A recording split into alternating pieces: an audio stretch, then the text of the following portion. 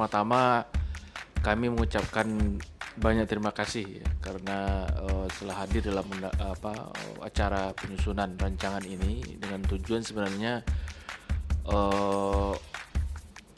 bagaimana kita secara bersama-sama ya membuat suatu pengembangan ya untuk alternative development ini ya bekerjasama dengan BNN dalam hal agropolitan dan agrowisata.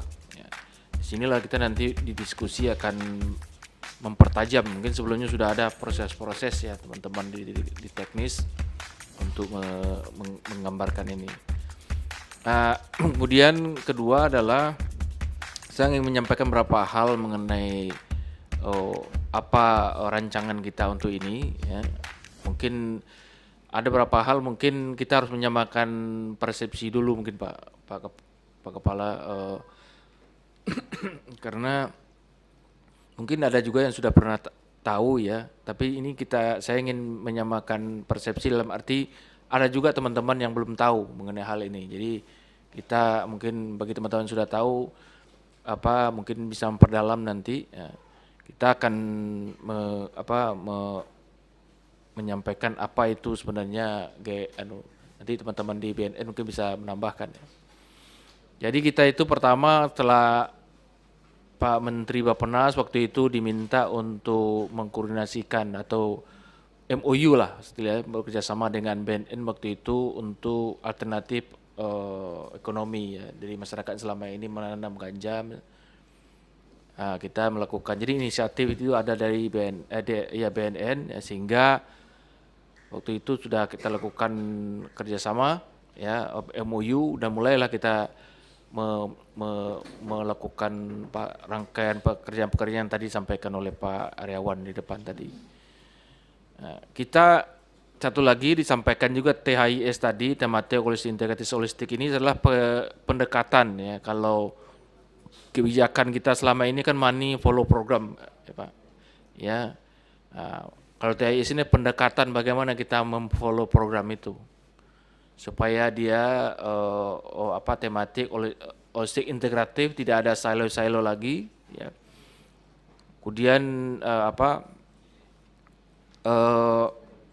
ini sebenarnya sangat tepat sekali sebenarnya dengan apa yang disampaikan Pak Presiden. Pertama beliau menyampaikan pesan kepada para menteri yang baru ini, yaitu tidak ada lagi visi misi kementerian. Jadi silo-silo. Nah, inilah salah satu hal untuk memersatukan itu sehingga kita terfokus nanti apa yang kita lakukan.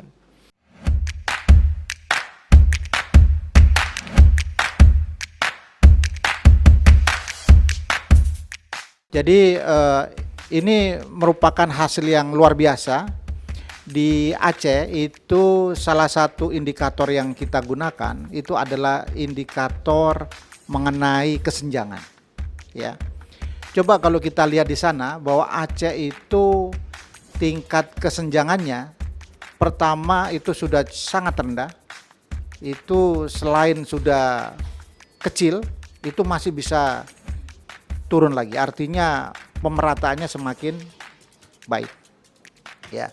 Tentu isu pemerataan ini merupakan salah satu isu yang dihadapi oleh banyak daerah, termasuk di Indonesia di tingkat nasional. Ini kita juga menggunakan beberapa indikator. Selain ini juga ada indikator Gini ratio. Ya, kita juga terus ingin memperkecil itu.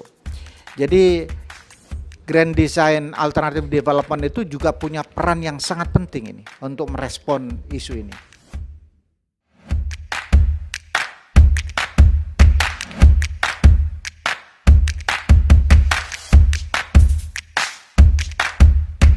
Kira Bapak dan Ibu, saya buka-buka lembar saya sudah selesai.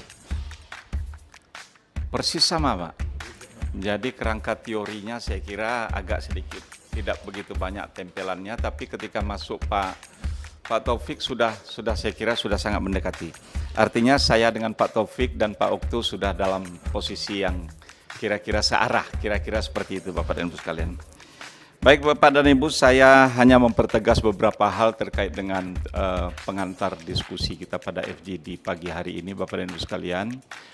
Terkait dengan kegiatan program prioritas yang berhubungan dengan sektor pertanian di Aceh, barangkali bisa yang menjadi tema bagi kami pada pagi hari ini, Bapak dan Ibu, mungkin akan kami coba sampaikan tambahan penguatan informasi yang disampaikan sebelumnya. Bapak dan Ibu sekalian, saya kira sebagaimana yang disampaikan oleh Pak Taufik tadi, kira-kira seperti inilah, persis sama ini datanya, tidak jauh berbeda. Kemiskinan kita yang masih menjadi soal Bapak dan Ibu di angka 1532 ini. Ini apa ini pertumbuhan kita ya, 461, 184. Ini kita di bawah inflasi ini Pak Okto, Pak Taufik, kita di bawah rata-rata nasional ini Pak. Ini barangkali ini yang posisi kita hari ini mungkin cukup baik, dan yang ini ya, gini rasio kita. Ini masih di bawah. Ini juga masih di atas, tapi trennya sudah semakin turun dalam keadaan yang relatif cukup baik. Konsisten dia terus turun menuju angka yang sudah akan berimpitan mudah-mudahan dengan tingkat nasional. Kemiskinan saya kira Bapak dan Ibu sekalian memang kita masih di atas rata-rata, tapi barangkali Pak saya coba tambahkan sedikit informasi terkait dengan kemiskinan ini Bapak dan Ibu sekalian. Kalau kita melihat angka 15,32 memang dibandingkan dengan nasional dan provinsi lain kita masih cukup tinggi Pak. Saya tidak ingat angka nasionalnya ya, kita di 6 ya Pak Said ya, 6 nasional kita ya, kemiskinan kita. Nomor berapa kita? Nomor 3. Bapak nggak bantu saya sudah bilang 6 tadinya, Bapak dukung saya aja. Ya baik, nggak apa-apa. Kita nggak bisa bohong, ini semua Bappenas, semua angka di tangan Bappenas ya. Baik, Bapak dan Ibu sekalian, yang paling penting begini, kami ingin menyampaikan kepada Bapak Ibu terkait dengan kemiskinan ini Bapak dan Ibu. Ini realitasnya kita posisi hari ini. Ini dia Bapak, jadi kami perlu menyampaikan ini kepada kita terkait dengan